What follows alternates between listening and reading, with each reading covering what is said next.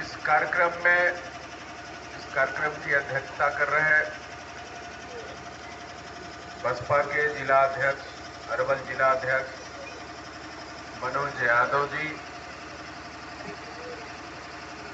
इस कार्यक्रम के पूरे तैयारी में दिन रात मेहनत करने वाले और किसानों के, नौजवानों के और इधर जितने भी दबे कुचले लोग हैं उनकी आवाज बनकर सामने आने वाले इस हमीदनगर पुनपुन परियोजना संघर्ष समिति के अध्यक्ष श्याम सुंदर जी। इस कार्यक्रम में सीपीआई के नेता और इस संघर्ष समिति में अपनी अहम भूमिका निभाने वाले मधेश्वर यादव जी, यहां उपस्थित जिला परिषद अध्यक्ष परमीला देवी जी जो औरंगाबाद जिला परिषद के अध्यक्ष हैं, और जिला परिषद सदस्य शोभा कुमारी जी, चंदा परवेज जी, खुशबू कुमारी जो प्रखंड के सचिव, प्रखंड प्रमुख हैं, खुशबू कुमारी जी,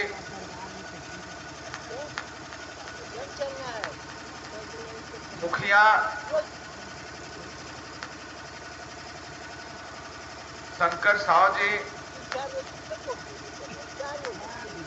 देवरूल पासवान जो गो प्रखंड के सचिव हैं, भाकपा माले के, वो भी आए हुए हैं, राजेश्वरी यादव जो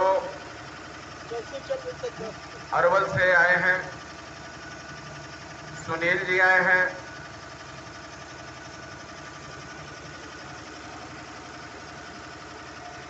अखलाक साहब आए हुए हैं। अखलाक साहब से हम लोग कई मंच शेयर कर चुके हैं और इत्तेफाक से यहाँ भी हम लोग एक साथ हो गए हैं। और इसमें कांग्रेस के नेता हैं डॉक्टर साहब, राजद के नेता हैं, हमारे सिपाही जी हैं, भाजपा के भी नेता आए हुए हैं। तो खुशी की बात है, किसानों की लड़ाई, यदि हम किसानों की लड़ाई की बात करते हैं तो यही बात हम लोगों को सोचना है, यहाँ किसान के रूप में समझना है। किसान के जो दर्द है, किसान के जो समस्या है, उन किसानों के समस्या को लेकर हम लोगों को आवाज बुलंद करना है। ये हमीदनगर पुनपुन परियोजना की कल्पना जो अमर शहीद जगदेव बाबू ने किया था, सपना देखा था, और वो कोशिश किए थे कि वो इलाका आपके औरंगाबाद, अरवल, जहानाबाद और पटना जिला के भी कुछ इलाका, केवल जहानाबाद तक ही नहीं है सिमटा हुआ, आपके पटना जिला तक का भी कुछ इलाका तक ये हमीदनगर पुनपुन परियोजना का पानी वहां तक, खेतों तक पानी पहुंचेगा। जो ये इलाका रहा है और इस इलाके में पुनपुन नदी में पानी बेकार के बहते हुए गंगा और गंगा से फिर समुद्र में चला जाता है। इसको यदि बराज बनाकर, बांध करके किसानों के लिए, पटवन के लिए, सिंचाई के लिए योजना बनाई जाए तो किसानों के जो इधर संकट है, सिंचाई का जो संकट है, वो संकट एक हद तक पूरा हो जाएगा। ये सपना ये जगदेव बाबू ने देखा था। भगवान भरोसे निर्भर करने वाले, मानसून पर निर्भर करने वाले इस इलाके के किसानों के सामने हमेशा सिंचाई का साधन की दिक्कत नहीं होता। यदि ये लंबी 10 से ये योजना लंबित है, 1980 में योजना शुरुआत हुई और 1980 से ये योजना लंबित है। हमने इस बार विधानसभा में सवाल डाला है, तारांकित में हमने सवाल डाला है। 2 सवाल हमने किया है। एक सवाल किया है कि ये जो 1980 से योजना जो लंबित है, इस योजना को कब तक सरकार पूरा करेगी, समय सीमा जल्दी बताएं। एक तो ये, इसको टाल मटोल का मामला नहीं, बल्कि ये लंबित योजना को जमीन पर लागू करने का कब तक ये पूरा करेगी। एक तो ये सवाल है। दूसरा हमने सवाल किया है कि प्रति डिसमिल 700 रुपये किसानों को मुआवजा दिया जा रहा है। 700 रुपये प्रति डिसमिल मुआवजा देने की ये सरकार ने योजना बनाई है और 700 रुपये प्रति डिसमिल योजना मुआवजा के जरिए इस इलाके में अब जो बंजर भी जमीन है, वो भी जमीन जहां कोई फसल नहीं होता है, टाड़ है। हमारे यहाँ ये शहर तेलपा से लेके देवकुंड वाला इलाका जो है पूरा टाड़ इलाका है, लेकिन उस टाड़ वाला इलाका में भी जाइएगा कोई फसल नहीं होता है। तो उस जमीन की भी कीमत आज प्रति लाख कट्ठा से कम नहीं है। मैं आप लोगों को बताना चाहता हूं, ये बाजार भाव है। ये टाड़ जहां कोई उपज नहीं होता है, उसका कीमत 1 लाख रुपए प्रति कट्ठा है। और इधर जो उपज होने वाला जमीन है, सब केवाल जमीन है, कई तरह के उपजाऊ जमीन है। ठीक है, मानसून पर ही भरोसा करते हैं, लेकिन उनको धान और रब्बी का फसल हो जाता है। लेकिन उस जमीन का कीमत आप 7 या 2100 रुपये 2100 रुपये कट्ठा का आपने प्रावधान बनाया। 2000 कट्ठा, बताइए क्या है ये? किसान की जमीन को ये ऐसे ही छीन लेने वाला ये योजना है। और मैं आप लोगों को वादा करता हूं, किसानों की लड़ाई और किसान, आपने देखा, एक चीज आप लोग जान लीजिए, सरकार को लगाम कसने का काम किसान ही कर सकते हैं। किसान जग जाएंगे। ये स्वामी सहजानंद सरस्वती के इलाके में है, हम लोग हैं। गया जिला, ये पुराना गया जिला है। और गया जिला जब आजादी के पहले यहाँ किसान आंदोलन हुआ, पंडित जदुनंदन शर्मा के नेतृत्व में पूरा किसानों ने आंदोलन किया और जबरदस्त आंदोलन किया था। तो आंदोलन सफल हो, अंग्रेजों को पीछे हटना पड़ता था। क्यों पीछे हटना पड़ता था? उस समय किसान थे। उस समय किसान बटे हुए नहीं थे। किसान जो है आज कोई राजद के रूप में बट जाते हैं, कोई भाजपा के रूप में बट जाते हैं, कोई कांग्रेस के रूप में बट जाते हैं, कोई कुछ के रूप में बट जाते हैं। लेकिन जब उनके विकास का जब बात होती है, पटवन की बात होती है, उनको मुआवजा की बात होती है, एमएसपी की बात होती है, उनके उपज का लागत मूल्य के तुलना में लाभकारी जो उपज का मूल्य निर्धारण की बात आती है, तो वहां वो किसान एकजुट नहीं होते हैं। इसी का वो फायदा उठाते हैं। इसलिए किसान यदि जबरदस्त रूप से टाइट हो जाइएगा तो आपकी मांग जरूर पूरा होगा। 2000 रुपये किस हिसाब से जमीन लेना चाहते हैं? आप ऐसे ही छीन लीजिए, कोई मतलब हुआ? 2000 रुपये कट्ठा आप जमीन ले रहे हैं। मैंने ये सवाल किया है और मैंने लिखा है कि जहां असिंचित जमीन है, टाट टिकुल है, उसका भी आज के बाजार भाव 1 लाख रुपए कट्ठा है। सिंचित वाला की तो बात छोड़िए।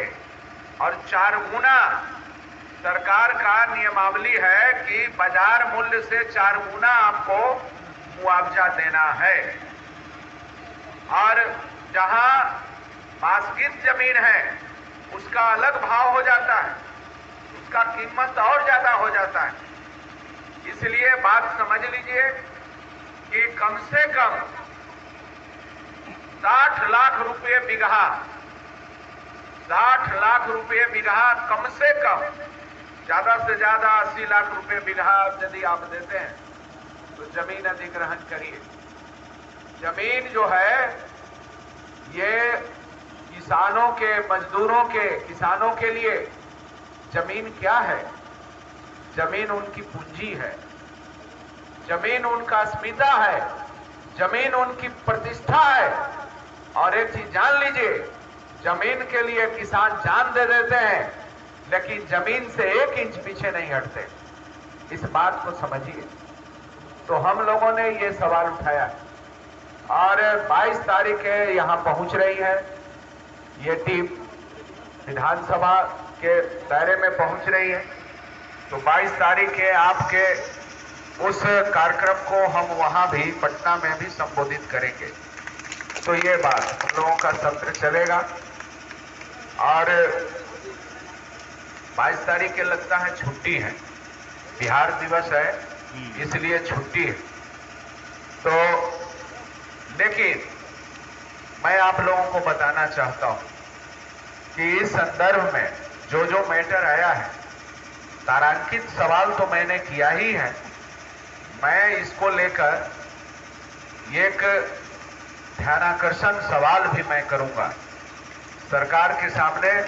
ध्यानाकर्षण सवाल भी इस सवाल को लेकर के मैं करूंगा। साथियों, अभी श्याम सुंदर जी बता रहे थे और हमारी पार्टी, हमने स्पष्ट कहा है कि भाई बिहार में आपको बिहार मॉडल तैयार करना होगा। आपको गुजरात मॉडल से बिहार के विकास और देश का विकास संभव नहीं है। गुजरात मॉडल ने 8-9 साल में ही देश की स्थिति को सामने रख दिया कि गुजरात मॉडल क्या है। गुजरात मॉडल है किसानों के जमीन औने पौने भाव में अंबानी अडानी के हस्तगत कर देना, यह है गुजरात मॉडल। और किसान मजदूरों के जमीन को औने पौने भाव में उनको दे देना। और सिंचाई के प्रति, किसानों के प्रति, किसानों को एमएसपी लागू करने के सवाल पर केंद्र सरकार कोई कानून नहीं बना रही। हम लोगों ने कहा, यहाँ भाजपा के साथी हैं, मैं उनसे भी कहूंगा कि भाई किसी दल में रहिए लेकिन अंधभक्त बन के न रहा जाए।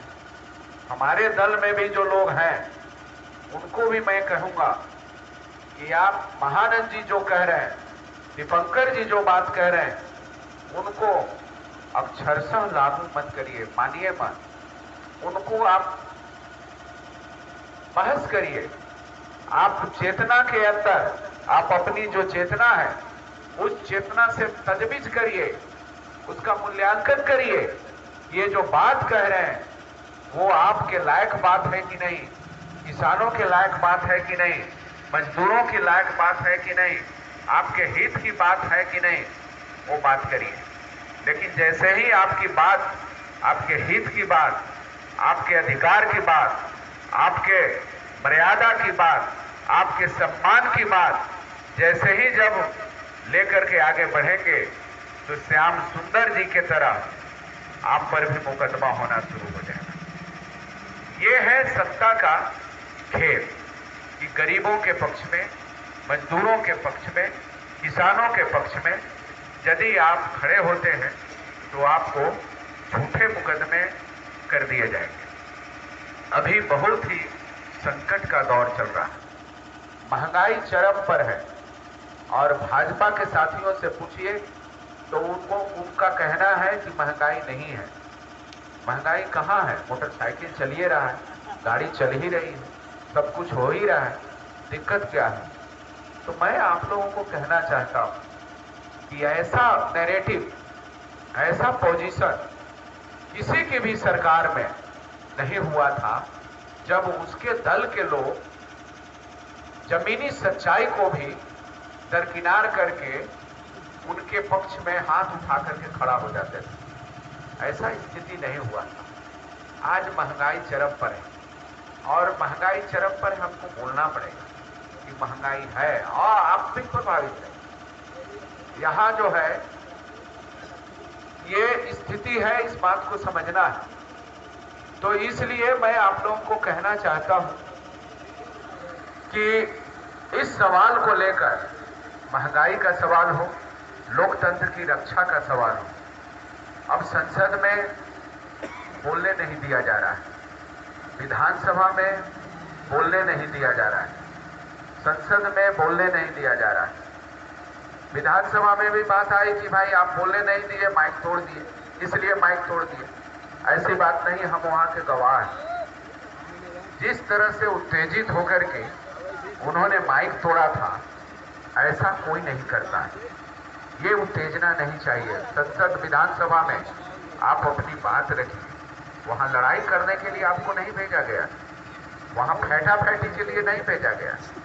आप वहां किसानों के, मजदूरों के इन सवालों को लेकर के आपको वहां बात रखनी है। कल जो संसद में हुआ, ये राहुल गांधी के बारे में कहा गया कि भाई आप माफी मांगिए।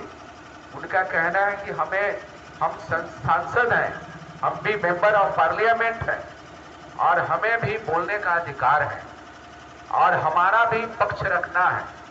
अब किसी को कह दीजिए कि आपने बलात्कार किया है, आपको सजा हो जाए, फांसी दे दिया जाए, ये नेचुरल जस्टिस नहीं होता है। नेचुरल जस्टिस, अंग्रेजों ने भी ऐसा जस्टिस नहीं, ऐसा कानून नहीं बनाया है, ऐसा न्यायालय नहीं बनाया था। अंग्रेज ने भी अपना पक्ष रखने का मौका देता था, लेकिन आप अपना पक्ष रखने का मौका नहीं देते। कोई गाय लेकर के जा रहा है, उसको पकड़ करके कत्ल करने जा रहा है, मुसलमान है तो उसको हत्या कर देते हैं। ये सब चीजें क्या है? ये नेचुरल जस्टिस के खिलाफ है। और सोसाइटी में जहां किसान मजदूर अपने मुद्दों को लेकर के, अपने कृषि के सवाल को लेकर, अपने महंगाई को लेकर, अपने बेरोजगारी को लेकर के जो उनको काम करना चाहिए, जो इसको लेकर के उनको आंदोलन करना चाहिए, वो उस तरफ उनका दिमाग नहीं जा पाता है। वो हिंदू मुस्लिम इन्हीं लोगों के बीच में लड़ाई करवाने के चक्कर में लगे रहते हैं। और उसका नतीजा क्या होता है? दोनों तरफ गरीब लोगों को दंगा के केस में, झूठे मुकदमा में जेल के चक्की पीसते रहते हैं और वो लोग ऊपर बैठ करके आप ही के इस मुकदमा के बल पर, इसी आंदोलन के बल पर, उसी खून के बल पर सत्ता में बैठ के वहां पर मौज करते हैं। तो इस बात को समझना, इस बात को नहीं समझेंगे किसान मजदूर, तो आपके जो संकट है उस संकट को लेकर के कोई लड़ने वाला नहीं होगा। ये श्याम सुंदर जी बता रहे थे कि अग्निवीर को लेकर के हमें भी उस केस में, मुकदमा में फंसा दिया गया। हमें अनुपूरक बजट पर बोलने का मौका मिला था। हमने कहा कि ये बिहार है और बिहार मॉडल यदि आप लागू करना चाहते तो बिहार में एक आंदोलन का मॉडल रहा। आंदोलन का मॉडल का मतलब जगदेव बाबू से जब हम उठाते हैं तो आप लोहिया के विचारधारा और जयप्रकाश नारायण के आंदोलन, उसके बाद नक्सलवाड़ी का आंदोलन, यहाँ किसान आंदोलन, जो गांव-गांव में मजदूर किसानों को खटिया पर बैठने से लेकर मजदूरी मांगने के सवाल को लेकर उन लोगों को लड़ना पड़ा है। ये बिहार का मन मिजाज रहा है, ये बिहार की लड़ाई रही है।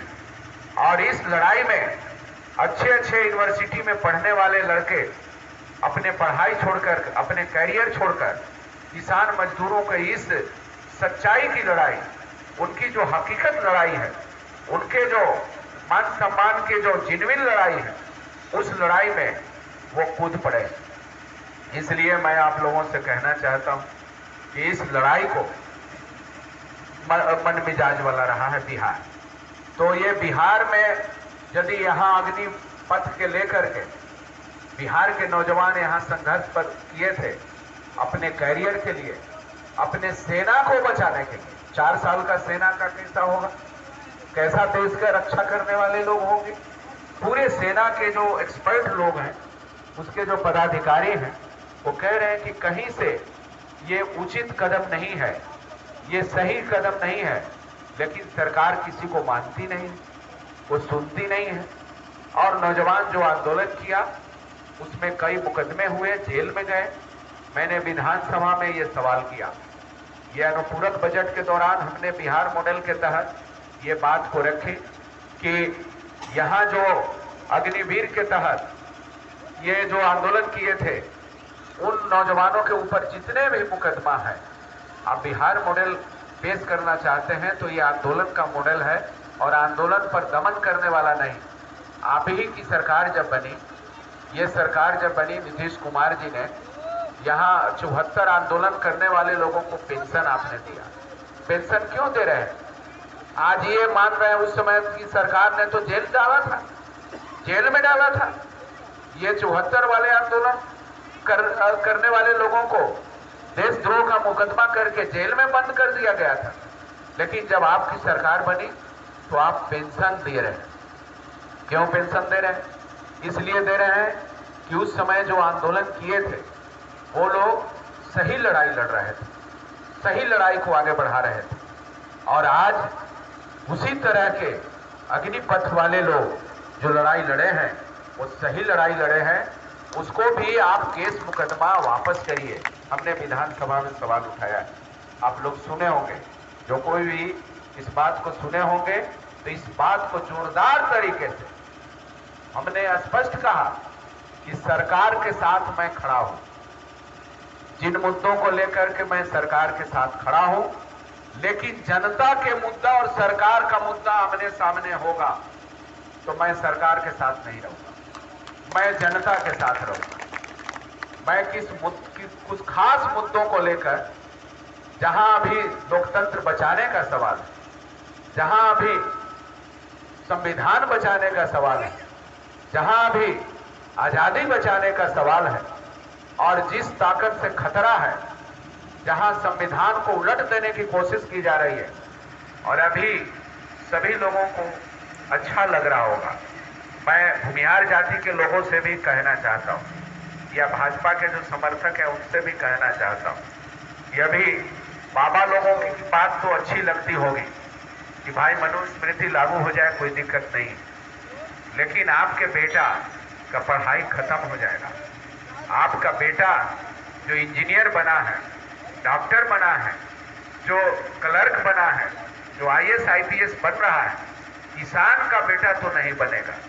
5 बीघा 10 बीघा जोतने वाले जो किसान हैं, अब तो 10 बीघा 5 बीघा से ज्यादा, अब 10-5 बीघा यदि देखिएगा बेटा पर हिस्सा, तो कई गांव में खोजिएगा तो 2-4 को मिलेगी। कट्ठा में ही आ गए, कट्ठा से ज्यादा नहीं अब हिस्सा पड़ रहा है। लेकिन उस बुनियाद पर, पहिलका बुनियाद पर आप खड़ा होकर सोचिएगा तो आपका निर्णय सही नहीं रहेगा। निर्णय वही सही होता है जो मौजूदा बुनियाद पर, मौजूदा परिस्थिति पर खड़ा होकर के आप सोचते हैं, निर्णय लेते हैं, तब आपका निर्णय सही होता है। जब आप दादा के जमाने पर खड़ा होकर सोचेंगे तो हमारा निर्णय एकदम गलत हो जाएगा।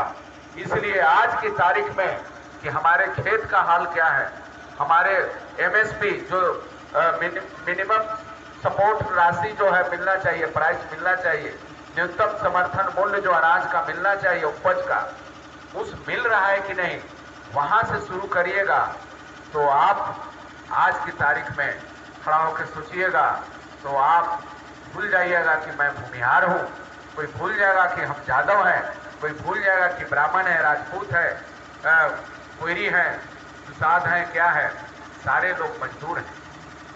ये क्या बोले थे स्वामी सहजानंद जी? किसान आंदोलन के मामले में महारुद्र का महातांडव उन्होंने कहा था, किसान को महारुद्र कहा था, और जब वो तांडव करेगा तो प्रलय हो जाएगा। इसलिए किसान जब खड़ा हो जाएगा तो प्रलय होना कोई रोक नहीं सकता। किसान जब खड़ा हो जाएगा तो ये बांध बनाना, ठीक है कोई नेता का आइडिया आता है, जगदेव बाबू का आइडिया आया, बहुत बढ़िया आइडिया आया, उसको लागू करवाने की जिम्मेवारी, उसका आइडिया किसके लिए आया? अपने बेटा के लिए उनको आइडिया नहीं आया। उनका चार मीनार महल बनाने के लिए आइडिया नहीं आया कि हमको 5 स्टार होटल अपना बनाना है। उनका आइडिया आया कि किसानों के लिए हमको बेहतर उपज और बेहतर व्यवस्था क्या करना है। ये सपना उन्होंने देखा और उस सपना को साकार करने का काम वो तो अब नहीं है। वो इस लड़ाई को लड़ते हुए शहीद हो गए और हम लोग नींद से सो रहे हैं। तो ये हम लोग कोशिश करते हैं कि जगदेव बाबू के जो भी सपने रहे, जो भी उन्होंने सपना देखा था, 100 में 90 शोषित का सवाल जो कहा था, किसी जात के सवाल पर नहीं कहा था, ये वर्ग के सवाल पर कहा था। और वर्ग के हिसाब से आप देखिएगा तो 100 में 95 अभी वैसे लोग हैं, अब तो और बहुत धीरे धीरे कम होते जा रहे हैं। अडानी के देख लीजिए कि ये 5 साल 4 साल के अंदर में ये दूसरा स्थान पर आ जाते हैं। सबसे बड़ा देश दुनिया भर में सबसे अमीर के मामले में दूसरा स्थान पर आ जाते हैं। और कल तक वो कहाँ था? 609वां स्थान पर था और अचानक दूसरा स्थान पर क्यों आ गए भाई? आपके गांव में कोई झोपड़ी वाला अचानक महल बनाने लग जाए, 10 को गाड़ी खरीद ले, कई तरह के वो उसके पास संपत्ति हो जाए, महिला उसको सोना से लद जाए, कई तरह के उनके यहाँ ऑपरेटर्स हो जाए, तो आपका दिमाग खटकेगा कि कहाँ से रुपया आया। तो भारत में तो इसको खटकने के लिए, सवाल पूछने के लिए रोक लगा दिया गया कि आप नहीं सवाल पूछ सकते, ये सवाल नहीं पूछ सकते। लेकिन दुनिया के लिस्ट में, दुनिया भर के लिस्ट में जब सामने आ गया तो हिंडनबर्ग ने इसका जब खुलासा किया तो पता चला कि ये तो बड़ा फर्जीवाड़ा है। सब जनता के पैसा लेकर के, स्टेट बैंक का पैसा, ये आपका जो LIC का पैसा है, ये बीमा का पैसा है, वो सब पैसा जो है वो सब हड़प लिया गया है। तो इस बात को समझिए, इसके लिए भी आपको सचेत रहना होगा। और आज नहीं सचेत रहिएगा, आजादी की लड़ाई में क्या था? हमारे पुरखों ने जो लड़ करके जो दे दिया है उसको भी तो बचाइए ना। आज की तारीख में उसको बचाने की लड़ाई शुरू हो गई। हमारे पुरखों ने लड़ाई लड़ा है। इस इलाके में कौन लोग लड़े? जदुनंदन शर्मा कौन थे? कौन थे वो लोग? वो लोग कोनो दलित घर से तो नहीं थे। जदुनंदन शर्मा के इलाके में, इस इलाके में आप देख लीजिए, युधर सिंह थे। युधर सिंह का इलाका पूरा इधर के बाबू कुंवर सिंह से कम नहीं थे। उन्होंने ये लड़ाई लड़ा और गांव-गांव में जब आप देखिएगा तो इन लोगों के नेतृत्व में हजारों लोग, किसान लोग सब एकजुट होकर के लड़ाई लड़े। सब वो पीछे हटा और जो कुछ भी 75 साल 76 साल में जो हासिल हुआ लोकतंत्र का, उस खाते को आज बचाना, उस बचाने की लड़ाई है। और उस बचाने की लड़ाई में जो जिनका भी एकता रहेगी, जो भी एकजुट होने की कोशिश करेंगे, भाकपा माले अगली कतार में रहेगा। और इसीलिए महागठबंधन में हम लोग रहे हैं। और किसान मजदूरों और सरकार से टकराहट की बात आएगी, मजदूर और नौजवानों के सरकार से टकराहट की बात जब आएगी तो हम लोग किसान, मजदूर और नौजवानों के साथ खड़ा रहेंगे। आप लड़ाई लड़िए, हम आपके सवाल को विधानसभा से लेके सड़क तक हर जगह लड़ रहे हैं, आज भी लड़ रहे हैं। और विधानसभा में भी जाने के बाद हम लोग सरकार को ध्यान आकृष्ट कराएंगे। सरकार को इस बात को लेकर के हम लोग ध्यान दिलाएंगे, हम लोग जो दबाव देंगे। और मिलने की बात होगी, जल संसाधन मंत्री से मिलेंगे, उप मुख्यमंत्री से मिलेंगे, मुख्यमंत्री से मिलेंगे, फिर से प्रधान सचिव से मिलेंगे। और जो उनका हम लोग इस बार, उस समय तो बहुत ज्यादा बात नहीं हुई थी, और इस बार हम लोग जब पूरे चीजों को खंगाला है तो एक एक चीज पर हम लोग डिस्कशन करेंगे कि आप मुआवजा कितना दे रहे हैं। आप बाजार भाव में मुआवजा देना चाहते हैं 4 गुना जो सरकार की प्रावधान है, आप देना शुरू करिए, हम लोग खड़ा होकर जमीन दिलवा देंगे। किसानों से कहेंगे आपका जहां दिक्कत होगा हम लोग जाकर के किसानों को समझाएंगे और समझा करके जमीन दिलाने का काम करेंगे। इस स्तर पर अगली बात होगी और बात करके इस जो अधूरा प्रोजेक्ट जो पड़ा हुआ है, इस प्रोजेक्ट को लागू करने के लिए, लागू करवाने के लिए जो आपका पद यात्रा शुरू किया है, हम लोग आए थे। अषाढ़ी के एक नौजवान जो सीमा पर लड़ाई लड़ने वाले थे, बीएसएफ के जवान, वो डेथ कर गए थे। उनके दाह संस्कार में जब हम आए तो मनोज जी से और श्याम सुंदर जी से बात हमारी हुई। उन्होंने कहा कि बगल में ही ये हमीद नगर पुनपुन परियोजना का बांध है। तो हम कभी आए नहीं थे, हमारी बहुत दिली इच्छा थी कि यहाँ लड़ाई को शुरू करना है। अभी तो सोन नहर वाला को हम लोगों ने शुरू किया है, सोन नहर के आधुनिकीकरण को सवाल को लेकर के। और ये जो कदवन जलाशय हम लोगों के पास पानी नहीं का स्टोर है, तो ये स्टोर बनाने के लिए वो भी 74 का वो जो प्रोजेक्ट जो पड़ा हुआ है, उस प्रोजेक्ट को भी लागू करवाने के हम लोगों ने पिछले बार विधानसभा में सवाल उठाया था। इस बार आपका हमीद नगर पुनपुन परियोजना का सवाल उठाया है। तो हम उस समय आए और हम लोगों के बातचीत में हुआ कि हम लोगों को एक पदयात्रा निकालनी चाहिए और पूरे किसानों के भी इस बात को ले जाकर के हम लोगों को बताने की जरूरत है। ये जो जगदेव बाबू के सपना है, उस सपना को और आगे ले जाने की जरूरत है। इसको भाई श्याम सुंदर जी या मनोज जी ने सहज स्वीकार किया। मनोज जी का तो आंदोलन वाला है, वो मुद्दा मिलना चाहिए, ये थकते नहीं है, ठीक है, तुरंत स्वीकार कर लिए और बोले कि हम लोग कोई सत्र जब चल रहा था वही तारीख इन्होंने मुकर्रर किया था कि उसी तारीख से हम लोग शुरू करें। और हमारे यहाँ पटना में आए थे, रात में पहुंचे 1 बजे 12 बजे रात में वहां से चले। हम इनको मना करते रह गए कि आप रुकिए, यहाँ रुक जाइए। हालांकि श्याम सुंदर भाई के तो पूरा इच्छा था कि हम रुके। मनोज जी का एक बिस्तर पर नींद रहता है, इसलिए वो चले आए। असल में कई काम था, सुबह से ही काम लगने का ये था, इसीलिए वे चले आए। आना भी जरूरी था, लेकिन हमको चिंता लग गई, भाई रात में जा रहे हैं, गाड़ी बिगड़ जाए, कुछ हो जाए, दिक्कत हो जाए। वहाँ रहने सहने का कोई दिक्कत नहीं है, वहाँ रहिए। हम लोगों का फ्लैट जो मिला है, तो वहीं पर बात हुई। हम बोले कि उस दिन तो हमारा सत्र चालू हो जाएगा और हम नहीं आ पाएंगे।